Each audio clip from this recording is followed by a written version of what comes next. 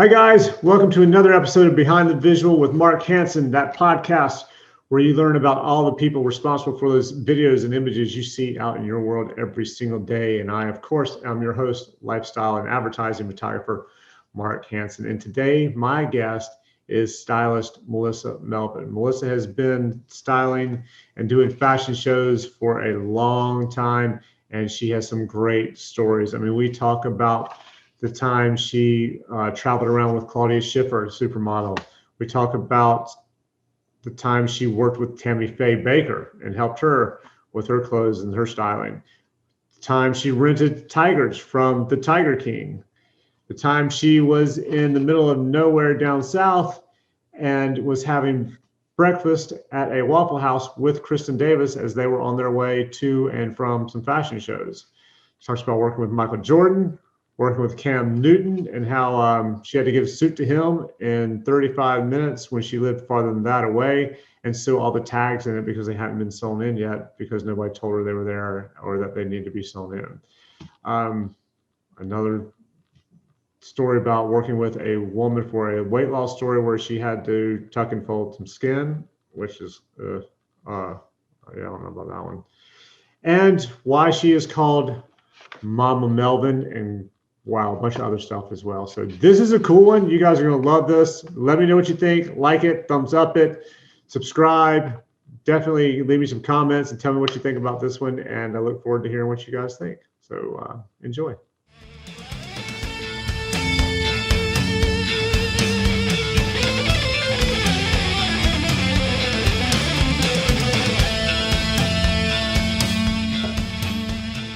Tell me how first of all, where the hell did you grow up? I was born and raised in Gastonia. Were you? Yeah, still live there. How did growing up what were you surrounded by in Gastonia, North Carolina? It's not exactly the fashion capital of the world. What were you surrounded by that made you become a fashion stylist? You know, I think it's kind of innate. My mom used to buy me really expensive baby dolls when I was little, and I would undress them, cut their hair, take their clothes apart, re-sew them, make them all new clothes. And she would look at me. I was like 5 years old, and she'd say, "Do you have to take their clothes off and cut their hair and you mess up their clothes?" I was like, that was how I played with them. That sounds really ridiculously horrible, I know, but it's the complete truth. By 5 years old, and I had a cousin that looked like me, but she was 6 feet tall, and I got a lot of her hand-me-downs.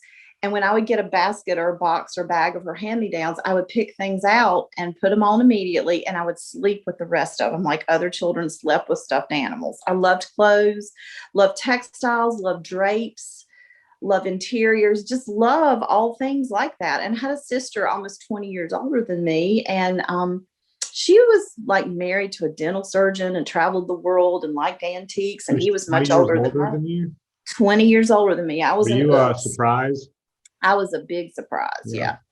My mom was like 45 when I was born. Oh, wow. So no. So I was sort of surrounded with more adult things as children. And my sister lived in a 100-year-old house on like Fraternity Row at Western Kentucky University. So I loved how it sounded even when she tromped and walked through that old house with those high ceilings and drapes that bubbled in the floor. And I guess I just was born with a love of all those kinds of things. I put on fashion shows when I was a little kid. Like I had a little stage and little curtains and my dolls, my Barbies. I made evening gowns for them. And I did it my whole life, you know, and I was a dancer. So I loved music and lighting and sound. And, you know, and Victoria is exactly the same way. You know, we all love all that kind of stuff. It's terrible. I mean, that's not terrible. You know, well, I mean, I know, but it's great for your job. Well, it was innate to us. I mean, we loved all things like that always. I mean, I could have cared less about video games or, you know, football or soccer, sports, could care less about any of those things. I just wanted to watch ballet dancers and listen to music and play with fabric. That's crazy. You were doing fashion shows with your dolls. Yeah, I was. And all that stuff.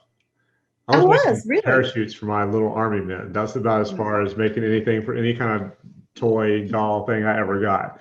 I sewed evening gowns and handbags Okay, for you them. mean I like mean, little mini evening gowns and handbags? yeah, yeah, I made little mini evening gowns for my Barbie dolls. By the time I was 6, and you know, my Were mom you was a sewing? much, huh? Were you sewing at 6? Yeah, my mom was much older than most moms were. Mhm. So I made pot holders with those loop things that you bought like as Oh yeah, crafts. yeah, My yeah, mom yeah. had a much older thought of things than, you know, most contemporary moms, because my mom was 45 when I was born. So Right. I had little sewing kits where you sewed with yarn and plastic needles and learned how to whip stitch. So by a very young age, I knew how to sew. So I sewed Barbie gown evening gowns, and then I had little fashion shows with them. That's ridiculous, I know, but I did.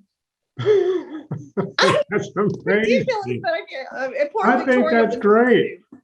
Victoria was doomed because she grew up, you know, Victoria grew up on a chartered bus with 25 models on that bus going to fashion shows and stuff. And her favorite thing was when the fashion show was going on, she would, you know, being a little kid, she would crawl around and buckle all their shoes on. And then when it was over with, she would go on the bus and sit on the little girl's lap and peel their fake eyelashes off. And she said to me one time at about 6, you know, Mom, the best models have the best underwear and it always matches. That's terrible, right? I mean, so it's like clearly that she was affected by things like that too, you know, I mean. For everybody who doesn't know, Victoria is your daughter. Uh, Yeah, that's so. What? How old was she? I was going to get to that at some point. But how old was Victoria when she started going with you on jobs like that?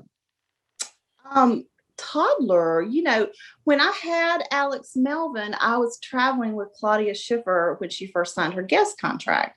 So Wait, he wait, wait, was a, wait, wait, wait. You were with Claudia Schiffer right as she was doing the guest thing when she was uh-huh. hot, Mhm. hot, hot, hot, hot. Yeah. Yeah. When Claudia Schiffer was born, I mean, when Alex Melvin, my son, was born, I was coming off maternity leave, and my first project back was I was traveling with Claudia Schiffer for some, I guess it was like a fragrance launch or something. So I traveled with her to several cities, and I took a nanny with me because I had an infant, and, you know, and had Victoria was like 2. She was little. Wow, that's a trip.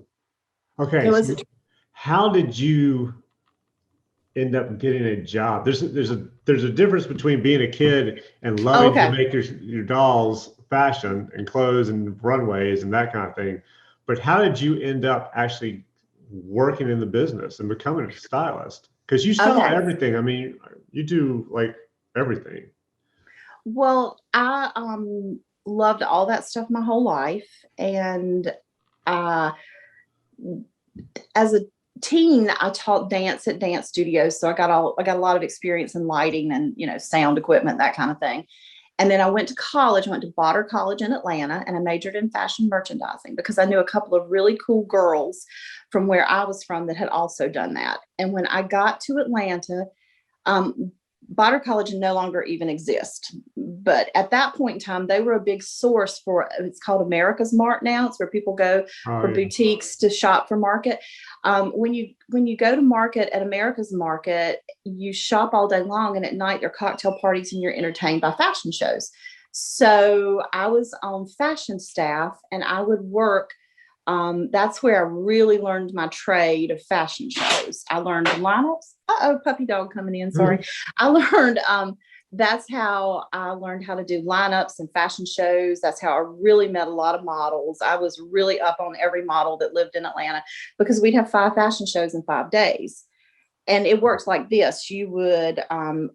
The clothes would be out in the showrooms all day, and then they were picked up by fashion staff at night just before the showrooms would close, and we would work overnight on the fashion shows, on the propping and the styling and the lineups and all those kind of things. Most girls did it like once and they hated it. I did it for like probably 10 years. I even was a grown adult with a job, and I would take vacation time and go to market in Atlanta and do that for 10 Really? years.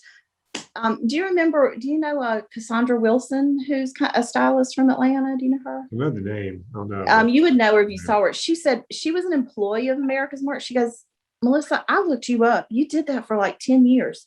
Nobody did that more than twice. You would wear out a pair of shoes. It was so much walking, and it was so much work, and it was overnight, and it was, But I had fashion shows with, I think I had Karen Kane's very first fashion show she ever had, because she was a guest designer at the Apparel Mart, America's Mart in Atlanta.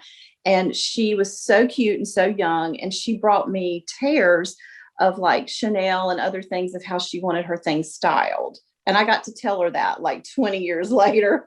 But yeah, I did a lot of big fashion shows with big designers at America's Mart in Atlanta. They were really big deals at the time. We'd have, it'd be wintertime. We would have all these fur companies would do big fashion shows. And you always had to reinvent a fur fashion show. For goodness sakes, what is that about? One year we installed ice skating rink stuff in the middle of the Apparel Mart, and everybody was given a pair of ice skates and they could ice skate after the fashion show. So Really? I feel like all of my antics of fashion shows that people know me for kind of came from that. There was no end to what we didn't do. There was no end to, the wow factors and the themes and all that. It was because you were entertaining buyers for 5 nights. And these were people from all over the country that had been there, done it, and seen it and traveled. So they had to be entertained. So that was really where that buy the stuff to put into the stores. Right. That's before, where buyers go to market to buy stuff that go to stores. They see fashion shows at night. Mm-hmm. Wow. So I did it. That's where I did the fashion show thing, and where I really kind of lined up my trade. And when I graduated from college, I went to work for Montaldo's, because Montaldo's was still around. Mm-hmm. And people might know that name because it's on the side of the building at the Mint Museum's Craft and Design building. That was Montaldo's. And it had a pull through and like a little porte-cochere you would pull through. The 218 junior shop was on one side, and the real couture salon and the expensive stuff was on the other. And I did events and fashion shows for them for a couple of years. And I got that job because I had Albert Nippon as a guest designer in Atlanta, and I knew all of his people. And they were about to have a big opera event with Albert Nippon, and I had just done his event in Atlanta. So they knew I kind of knew. I mean, I was like 23 years old, but, they knew I had met him before. I knew his people. I had history with them. And so that's where that started. And I stayed at Montaldo's. Montaldo's actually, as the store became smaller, there was an entire floor that was a hospitality suite, is what they called it. Nice. And so we had fashion shows for ladies who lunch and, had trunk shows and things. They had an entire floor to do it. And in those days, when you had a trunk show with Oscar de la Renta or Bill Blass or Jeffrey Bean, they came. I mean, I was with them routinely. Mm-hmm. And all the names, in Charlotte shopped there. Like, I mean, I hate to, Mark, is your podcast called Name Drop? Am I name dropping? What a name drop. But I mean, it's so, you can name drop all you want. It's a testament to the times. Like, I shopped with Tammy Faye Baker. I shopped with Mrs. Cameron Brown. Okay. We had ladies. All right, hold on. Let's talk about shopping with Tammy Faye for a minute. Okay. Tell me about that. Tell me, I want to know the minute you met her. Don't get excited. I was scared to death of her. No, that's fine. I just want to know what it was like shopping with Tammy Faye. When she showed up, was there other people with her? Was it just her? Was it, no, there were other people with her. And I apologize because I can't name drop because I don't remember some of their names. But the man who sat beside of Jim Baker all the time and wore a really big belt buckle, he and his wife often shopped there a lot. I mean, so yeah, all the names that you knew from that era shopped there. And they didn't carry things at Montaldo's that weren't expensive. It was like a couture salon, in the stock room. I remember, this was decades back. There was a $10,000 Valentino dress in the stockroom. So the people who had money or who shopped there were ladies that flew their private planes down from Mississippi and loaded up their suitcases, which were Louis Vuitton, and took them back with them. So those were the kind of people that shopped there. But yeah, I did lots of fashion shows there. I was so young then. I was younger than all the models then. Yeah. Like, this is cute. Everybody knows Debbie Blackmore Chappell. I knew Debbie Blackmore Chappell as a model, a redheaded model. She modeled in a lot of my fashion shows and stuff. Wow. I know. So everybody knows her as stylist, creative director at the, Cato Corporation, but I knew her as a model way, way back. So yeah, it was fun. But so I got started there. And then after I was at Montaldo's for a few years, I moved a couple of department stores down the street to Belk and to Belk Store Services, which was at one time housed in the large, 3-4 story department store on Tryon. But it was literally 2 doors down from where I had worked in Montaldo's. And I was used to things being neat and clean and pretty. And I entertained and had beautiful food and drinks for all these fancy designers. And I got to Belk and they put me in a room with boxes above my head and told me I had to make a fashion show out of it in like 2 weeks. And I was going to be gone for like 6 weeks. And I was going to have a fashion show like about every day. And I sort of thought, oh my God, these people don't know what they're doing. This dirty in here. When are they going to clean it up? Were you getting paid more at this point? Were you getting paid more than Montalvo's, or did you just leave? Yeah, it was good. I started out good. Yeah. Yeah. It was good. I don't want to know what you got paid. I just want to know, like, I figured that's why you left Montalvo's to go to Belk, because Belk was paying you more than you were making over at Montalvo's.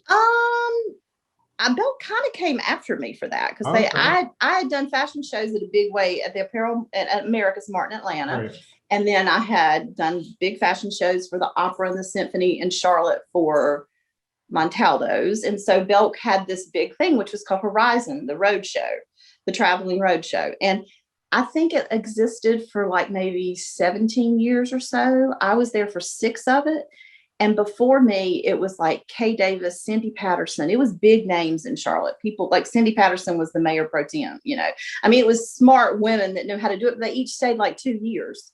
Wow. And they moved on. So what I really want to know is, how the hell do you remember everybody's first and last name? I'm doing good if I can remember their first name, but you seem to know everybody's first and last name, and I'm just like, okay. Okay, Mark, I can't Cindy. add 2 and 2, but I'll remember what you had on the first day I ever saw you. So just remember that. Wow. Okay. No, I mean, it's just a thing. I can remember stuff like that. Impressive. Can't add, but I have another friend that's like that. She can remember everybody. Like, she was teaching dance and had like 1,000 kids. She knew every kid's name and every parent's name. And I blown away by anybody who can have that kind of memory when it comes to names. It's amazing to me. That's cute. Okay. I met an old man that was an executive with my daddy, and he said my daddy never forgot anybody's name. So I guess I got it that way. Comes down to DNA. I heard that was the truth. Yeah. Okay. So I started like this. I was on this road show, which had already existed. And I found paperwork from it the other day, like kind of recaps. And like in the very late 80s, I was making like $500,000 with that fashion show. Total, not per show. Like now it's per show. We can make $500,000, Right. But then we were making like $500,000 for charity. It was benefiting museums and hospitals and junior leagues. And so during those 10 years that I actually worked as an employee at Belk Store Services, I did 17 to 20 shows in 4 states twice a year. I did it spring, summer, fall, winter. Okay. Sometimes I flew on a private plane every day to a different location ahead of the crew. I had my own truck driver, my own crew of 8, and did like, it was all over the Southeast. So were you on a little private plane, or you were on a chartered jet kind of thing? I was often on a little private plane, especially in the summertime. There was a group of like, it was E.O. Hudson. So there was Belk Hudson in Raleigh, but there was E.O. Hudson in Florida. Right. When I traveled down through the Florida regions, I flew every day on a private plane with a pilot named Jack. It would just be me and Jack. And I would pull a whole show, and the crew would come a couple of days later, and then we'd have a fashion show, and then I would go to the next location. So how old were you when you had your first big fashion show and you were in charge of the whole thing? How old were you? Probably like 23. Yeah, I was surrounded because I was so young. Thing? Oh, I forgot about that. No, yeah. I had big fashion shows at Montalvo's. Opera Goes Glamour, Opera Goes Opulent. That's what they were called.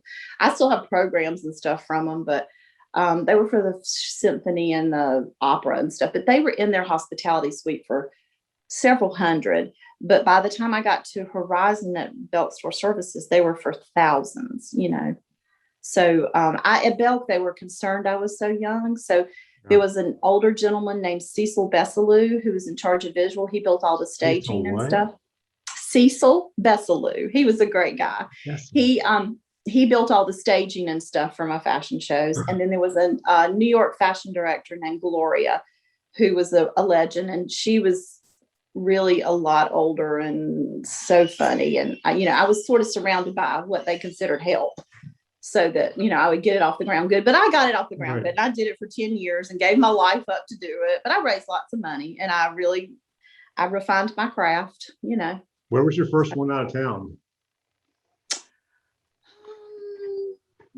I don't even know. I mean, I did it all over. I did it in Richmond, Virginia, and I did it all over the floor. I did all over North Carolina, South Carolina, Florida, Georgia, Tennessee, Texas. I mean, I did it all over. Right. I don't even know what the first one was. I mean, I had like ones that had been going on for, years and years and years, like in Macon, Georgia. It practically put a wing on a museum in Macon, Georgia.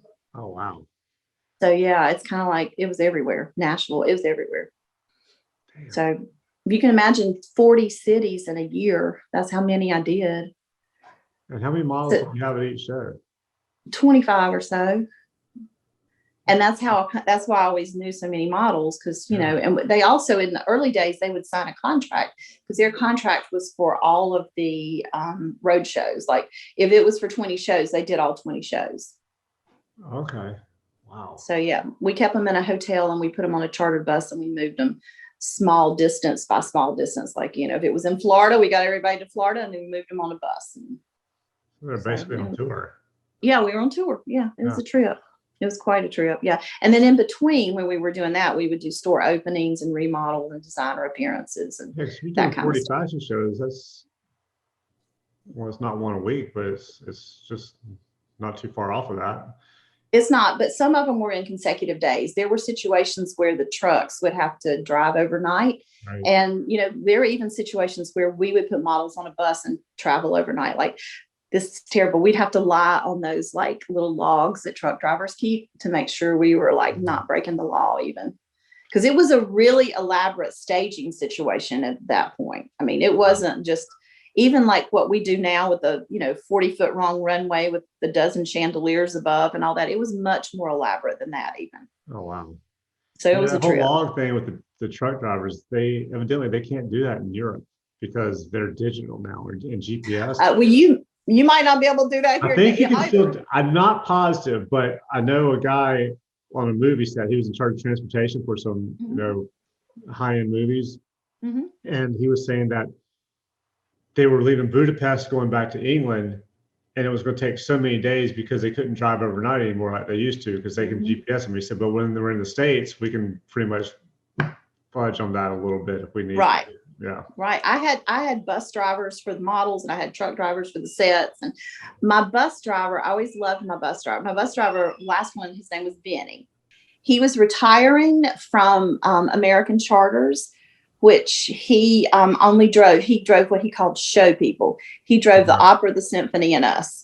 And he was such a cute old guy. And he would have these, 25 models on a bus. We'd pull up to a hotel for our reservation.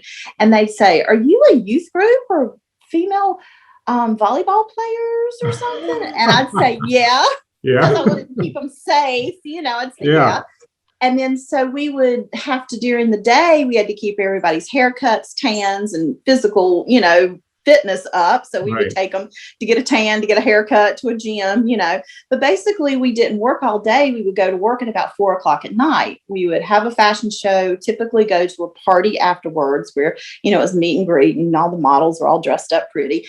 And we would be done with that at 10:00, but we would go in and they would put on jeans and then Benny would drive them to a local bar. And most of them would like drink water and dance all night for the exercise. And then he would drive us home. But it was quite a funny situation because we had to keep the models safe. So they would stay in a group together and, kind of segregate themselves from everybody else. Because you're in a small town, you don't know what, But I remember being with a girl that was very, very, glamazon, beautiful. She walked into the bar and she was a sight to see. We're talking 6 foot, and the DJ said a girl just walked in the door and she'd make a bulldog break his chain. I was like, oh my God. So, they had to stay together and only dance with themselves because, I wanted to keep them safe, And remember that. Make a bulldog break his chain. Yeah. So Benny was our bus driver and our protector. It was funny. He would pull us up and all these beautiful things would get out and go in a local bar. It was quite a crazy thing. Yeah. With my female volleyball team or my basketball team or my youth group. So, probably, I can see the sports thing being better because guys are probably less likely to try and do anything because they're athletes, so they beat your ass.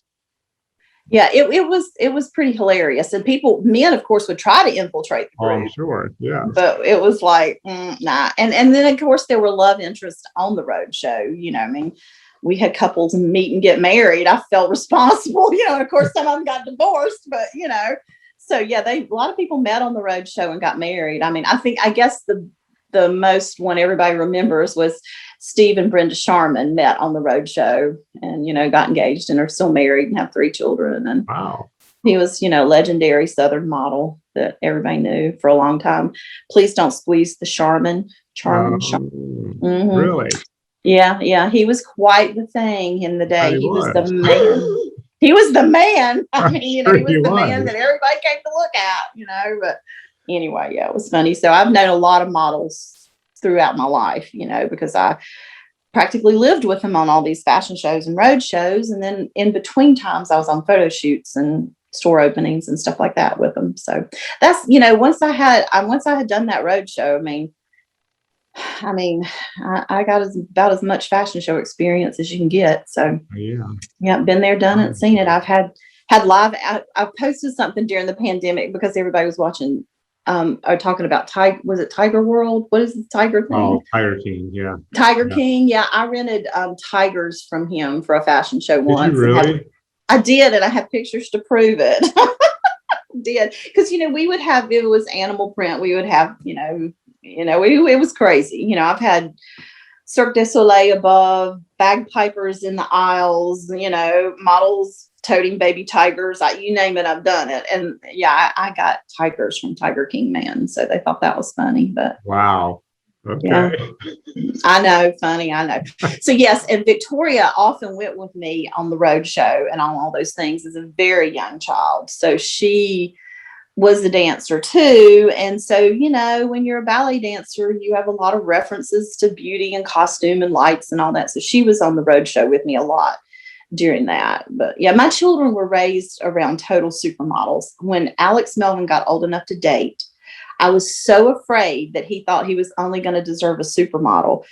And so till he brought the first cute, but just regular blonde-headed little girl home, I was like, oh my God, thank God. My children were raised, my back bedroom, the models call it Chateau Melvin because everybody stays in my house, with me. Right. In our lake house. Everybody comes there all the time, So I was really afraid that Alex Melvin was only going to want a supermodel or think he deserved that. So right. He one time at photographers who feel that way, and they really shouldn't. Well, a model loves to marry a photographer. One time at dinner, my children didn't even realize who was at their home and who they hung out with were so much more beautiful than general public. Right. My children didn't conceive that at a young age. And Alex Melvin said at dinner one night, we were talking about a girl named Robin Welch, who's always been so very beautiful. And we were talking that her daughter had a baby, so she was a grandma now.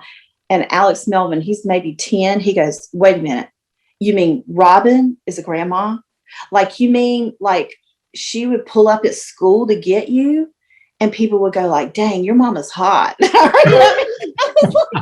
Yeah, Robin is a grandma and she's a model. And yes, she's very hot. So, my children didn't conceive a difference between what they hung out with and how they lived and how other people. Right. It was ordinary for them to have people like that in their house and hang out with that. So, they just thought that was the stuff. Oh, I'm sure. Yeah. So yeah, that's pretty much how I got started, doing that fashion show thing. And in between, I just always been a stylist my whole life, So is there one or multiple jobs? What would be your favorite job out of everything you've done, would you say? Well, a fashion show in Atlanta called Pink Ribbons, which benefits a coalition of breast cancer survivor organizations. I would have big, fabulous fashion show at the Ritz-Carlton in a beautiful setting. I would light the entire room pink. It was a really big occasion. All the women that attended that event came in pink outfits with pink hats. It was a big celebratory day. Wow. And then the finale would be 20 breast cancer survivors that I had dressed in evening wear. And so for a breast cancer survivor to be looking fabulous in evening wear, dress them head to toe, hair, makeup, everything. And then they would be in the finale of the fashion show. And then, you know, lots of money would be given to organizations. One of the organizations was even Grady Hospital. So when we would have a representative from Grady Hospital, so you knew that you made a difference in somebody's life. Because my rep from Grady Hospital that would come be in the fashion show, she was not a lady who lunched. She was not a lady who got dressed up and came to a party. And, you know, she typically rode MARTA to come to me and wouldn't even tell me, because I would send a limo after her, but she wouldn't tell me that even often. So I was able, like, buyers would help me. I had one that hadn't had surgery yet, and she had kids. And so, you know, buyers would help me get together comfort wardrobes and tons of clothes and lingerie. And we would outfit her for the event that she got to come and bring a friend to and sit in the Ritz-Carlton and have a great day and be beautiful. And so that was a really good one. That was a really good one. One time, my chair was always a great lady that I loved so much. And, I don't know, it was when the, what was the advertising thing was so big, the TV show, was it Mad Men was so big, and we did kind of a Mad Men opening. And so the women were all dressed like, you know, women would be dressed in Mad Men, and we had Mad Men from all over Atlanta line a 60-foot runway. They were like the drummer from this famous rock and roll band and actors and big businessmen. They were like really famous men, and they wore Mad Men black suits with skinny lapels. And I gave everybody white shirts, skinny black ties, dressed them head to toe. And men lined the runway. Like, they would pass the women down all left, right. It was really cool. I mean, and I can't even remember, like, somebody's hairdresser was married to some big rock and roll band. I mean, it was a lot of very famous people. That was really cool.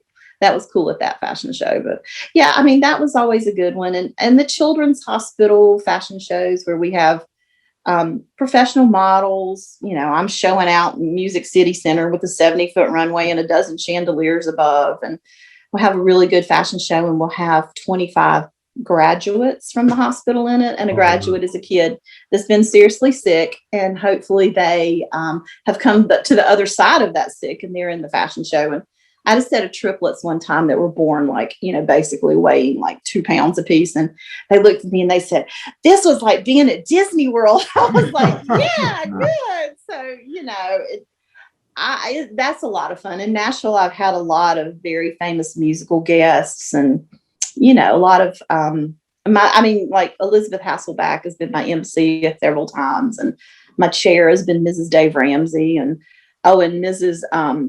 What's his name? Big country music singer guy. Really big one, big deep voice.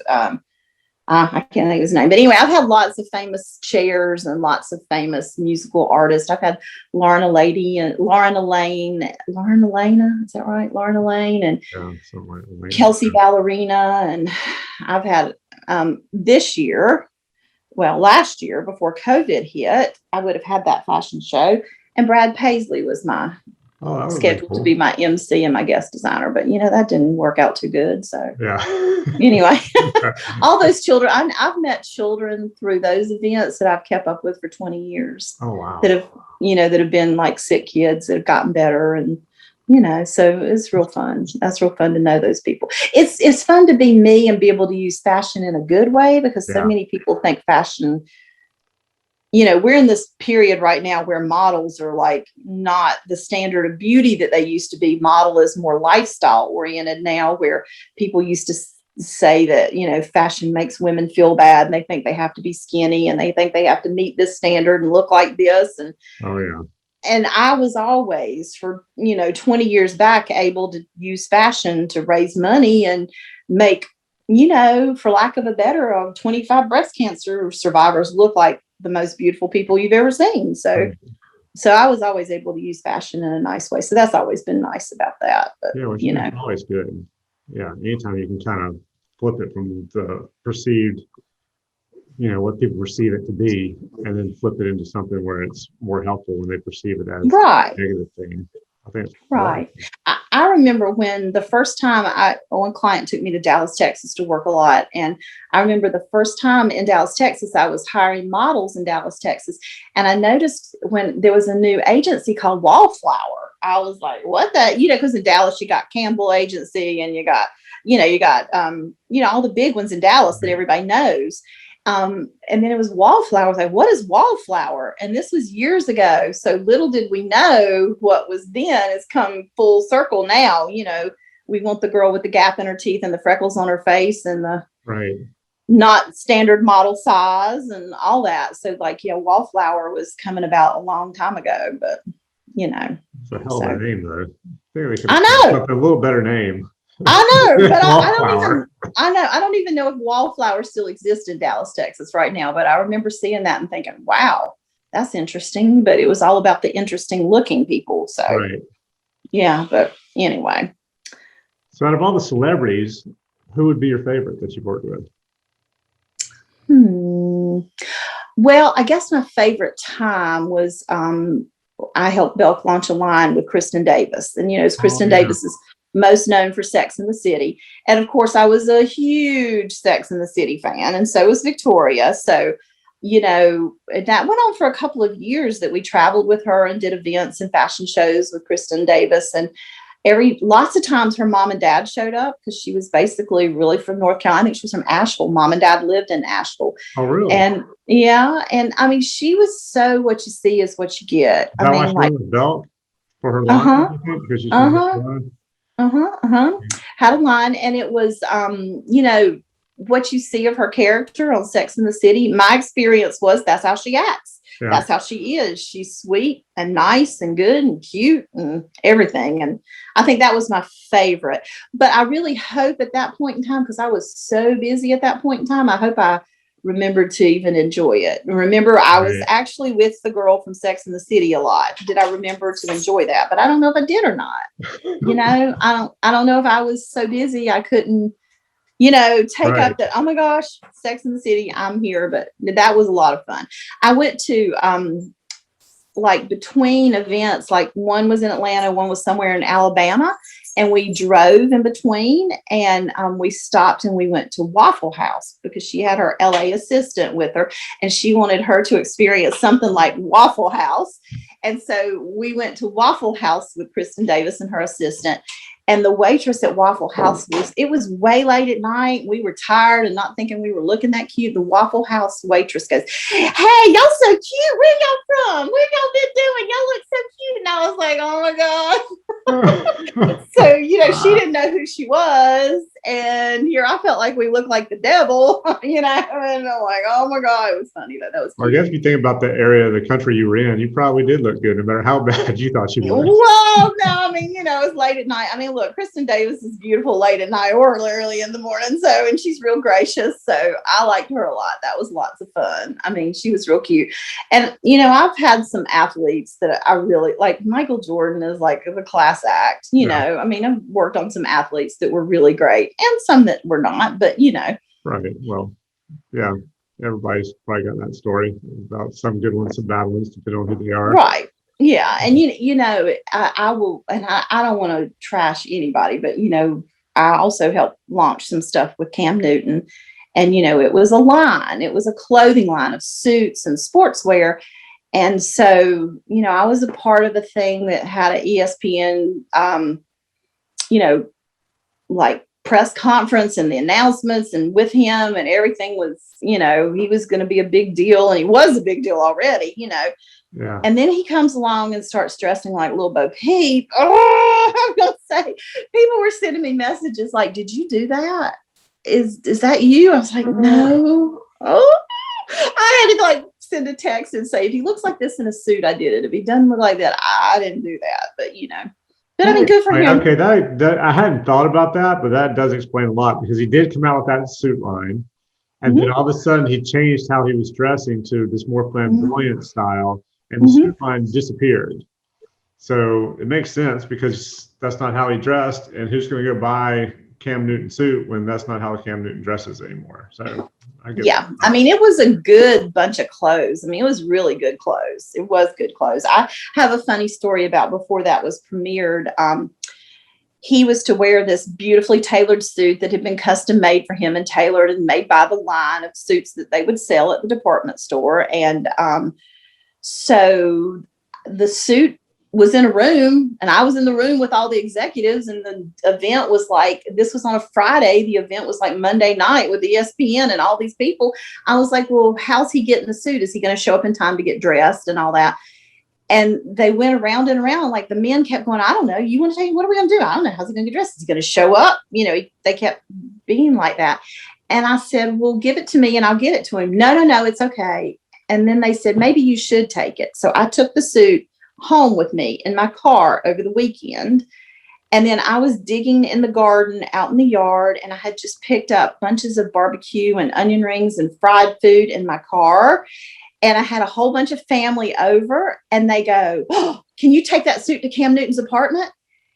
It needs to be there in the next 35 minutes. Now, I live in Gastonia. He lived in downtown Charlotte. Yeah. Can you get it to him right now? But I have to tell you, though, in the pocket, there's an envelope, and it has all the tags in the suit. The tags have to be sewn in the breast pocket, in the back of the pants, in the back neck of the jacket. So you have to sew all that on before you give it to him. Why? Nobody's going to see that, are they? Well, but for him to have it, it didn't have tags in it. You know what I mean? It was a custom made suit. So right. I grabbed a niece who drove the car, and I grabbed needle and thread. I took all the barbecue out of the car. I don't even know if I threw a clean shirt in the car. I changed clothes in the car. I sewed all the way there, and I delivered the suit. And he had arrived in it on Monday for ESPN with the suit on, and it had the tags inside of it. That was lots of fun, right? Not, you know. That's impressive. Yeah, it was hard. You deliver in the next 35 minutes with a tag sewn in it, and you're 40 minutes away. They're in an envelope. Yeah, it was fun. That was, Well, that just shows you can handle it. You'll figure out. Yeah, well, you know, nowadays the whole Instagram thing has given everybody a new challenge in that, you know, Instagram models and Instagram stylists and Instagram photographers, as we all know, you know, they would probably cry if they had to do what we had to do. So. Oh yeah. Yeah, I've heard of art directors, creative directors saying that, you know, they've tried, occasionally they'll do something with an Instagram photographer or model or influencer or whatever, and they get on set and they're like, hey, we need this, we need that. And they look at them like, I don't know what you're talking about. Because they've only done it for Instagram. So they don't really know, they don't understand all the stuff that goes into it. Well, we're going to have, this is going to be blown up this big. So can your camera handle that? Or can you, you know, whatever it needs, or are we going to have, like you said, the tags all sewn in the next 35 minutes, and they're like, I didn't bring anything to sew anything with. I just or have a suit tailored. You got a man on set, and he needs to wear a suit, and suit has to be tailored. How you gonna do that? You know, I mean, I've heard. I heard yesterday that there are people that rent Airbnbs, real pretty ones, and then they lay a piece of, like, they put a flower arrangement on the table and take a photo. And that's how they build it. So yeah, people would cry if they had to do some of the stuff that we have to do for real. You know what I mean? Yeah, I know. Or like just putting clothes on a model and they don't fit because models aren't really the size your clothes are. Your samples sometimes can be an 8 and your model can be a 2, and you have to make it work, you know. Exactly. In New York and they're size 8 and it's small as a 2. Why would you send me an 8? And then you got to tailor your clothes to make it fit. Right, you got to make it fit. Yeah, and you don't want to. I know. Or you get I'll say that. No, you go ahead. I'll say you get clients when you're shooting, they, you know, for me, it's just become whatever. It's just life. It's the way it is. Where you shoot and they go, hey, can we have this tomorrow? By the end of the day tomorrow. And you go, okay, and you've shot 1,000 images, you know, or more that you've narrowed it down to, and you need to get them to them tomorrow. Where I can see an Instagram person going, whoa, what? I can't get you. There's no, or they send them. They would send them just completely not touched at all and send them and look like, So I think there's a lot to it, more than just showing some pretty pictures on Instagram. Yeah, I agree. I mean, if Instagram had been around when I was young, I've been in the back of every limo with every designer you can name. I could have owned Instagram, but it didn't exist. Yeah, so there you go. For the good and bad. We didn't take our picture with people we were working on. That was considered rude. Can I take my picture with you? I would never have said that to Oscar De La Renta. You know, I mean, I would never. I would do it now. I don't think. I don't know that I would do it now too. But now, if you don't do it, you can't prove you were there. You know. Yeah, it's like my kids. They were like, "What? I want to go to this," but I was like, "You can go." Because say maybe like one of their friends isn't invited, like, well, I want to go, but so and so wasn't invited. Like, well, you don't have to take a picture. It still happens, even if it's not posted on social media. You have still experienced it. Everybody doesn't have to know you experienced it. Yeah, that's true. Yeah. That's true. I know. I've done a lot of stuff I can't prove because I was from the old school that you didn't take your photo with somebody you were working on, especially if they were famous. It was just rude to ask. Yeah. I don't know. Yeah, that's funny. Oh, Well. So out of everywhere you've been, what would be your favorite location to go back to between fashion shows and photo shoots or whatever? Was there any place that you've been like that was great? The moorings at Isla Mirada, that's Yeah. beautiful. Everybody shoots there all the time. I mean, I think Yeah. Sports Illustrated shot there. Um, the year where they painted everything on, I think that's where they were. Cole shoots there. Everybody shoots there. It's where the palm trees grow horizontal and low I to the shot ground. there. Yeah.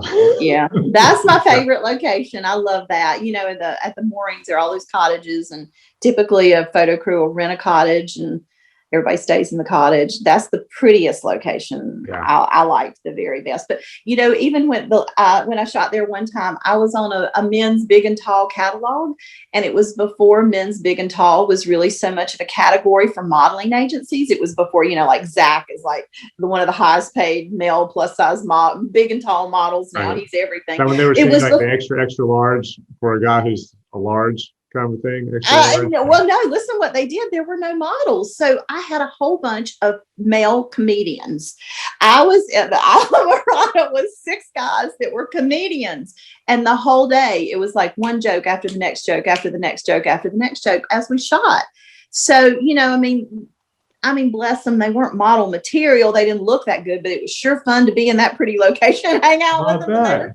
They were comedians. Some Miami modeling agency rounded up a bunch of male, big and tall comedians. That's what it was. That was hilarious, isn't it? So my best job at Isla Mirada was on male comedians. So it's not in my portfolio because they weren't that cute, but they were comedians, and it was lots of fun, But that's good though. That's a good back location. then. I mean, big and tall. It was hard to find. I mean, a lot of times you're grabbing actors. Or like you said, comedians, just somebody who's bigger and taller who maybe can fit. And half the time when we were shooting it, or I'm shooting it, you wouldn't get the right size clothes. So you got to an extra large, and they're sending everything extra large. And we've had to do like bubble wrap around people, and to make. I'm really good at that. I can make things fit. That was it. Do it. I tell you, this is funny. I went through a stint where I was really. Everybody was calling me remember when The Biggest Loser started? Everybody was calling me for things for all the winners of The Biggest Loser. So, I know a lot of people's magazine covers are like Vogue and Vanity Fair. Mine are available in the grocery store, but hey, it pays. I've had a lot of covers off of Biggest Loser and, weight loss stories. And people used to do this, I lost half my size kind of issue, done a lot of that kind of stuff. But I remember being somewhere in South Carolina with a local Charlotte photographer, and this woman had lost 125 pounds, and she probably only weighed 125 pounds now.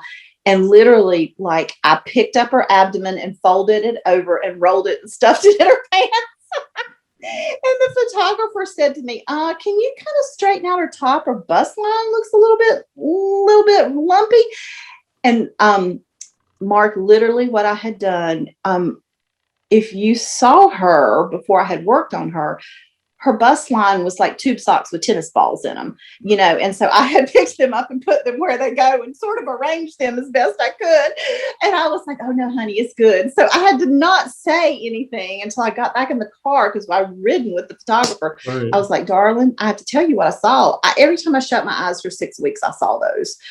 I was like, holy cow. So, it's all relative. So you had to, arrange her boobs to be in the right position and in the right place. Her stomach skin. Poked it down in tight jeans. Yeah. Mm-hmm. God bless. She was on the cover of a magazine and she looked great. She was only like 26 years old. She had lost 125 pounds, and God bless her, she thought it was all going to go away. I didn't have the heart to tell her that's, skin removal surgery, but yeah. God bless you for doing it, because I'd have been there and be like, you got to fix that because I am not touching it. Sorry. Every time I shut my eyes for 6 weeks, I saw it, honestly, because I look at I look at people in that, I look at bodies all day long and, Right. put them in the right places for clothes and make everybody that, fit perfect and look good. And it stands out in my mind as one that I was like, Yeah. oh dear that stands God. out in And my mind too. yeah, it was hard. Yeah. She'd lost 125 pounds though. And good for her. That's But, impressive. and she was on the cover of a magazine. I mean, Yeah. it was impressive, but whoo, it was hard. Whoo, I don't want to do that again. That was hard. Well, Yeah, I don't that was blame very you. No, I couldn't do that at all. No.